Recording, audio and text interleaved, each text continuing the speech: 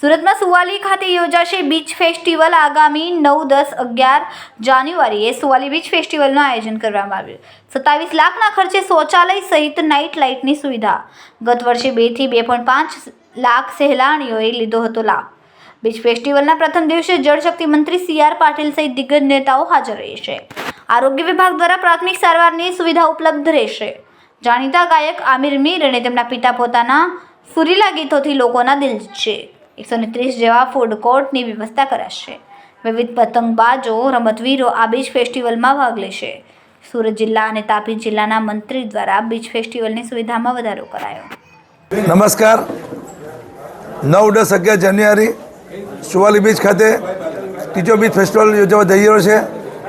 એમાં આ વખતે ખાસ કરીને ઓસમાન મીર, આમિર મીર, ભૂમિ ત્રિવેદી, સાંત્વના ત્રિવેદી એમના જે મનોરંજનનો જે કાર્યક્રમ છે એ યોજવાનો છે. અને એની સાથે સાથે આ વખતે ખાસ કરીને બીચ ઉપર જે બધી રમતો છે, ઘોડેસવારી, ઊંટ સવારી, રમતગમત વિભાગ દ્વારા જે બધા બીચ ઉપર વોલીબોલ સ્પર્ધા, ફૂટબોલ, અલગ અલગ બધી ગેમો પણ થવાની છે. અને ખાસ કરીને આપણા કેન્દ્રીય જળશક્તિ મંત્રી CR પાટીલ સાહેબ, નાયબ મુખ્યમંત્રી હર્ષ સંઘવીજી, અન્ય મંત્રીમંડળના સભ્યો, સાંસદ શ્રી, ધારાસભ્યની હાજરીમાં શુક્રવારે 5:30 કલાકે આ બીચ ફેસ્ટિવલ ખુલ્લો મૂકવા જઈ રહ્યા છે. ત્યારે સુરત શહેરની જનતાને મારી અપીલ છે કે આપણે 3 દિવસ આ બીચ ફેસ્ટિવલ પર અમારું આમંત્રણ છે. આભાર.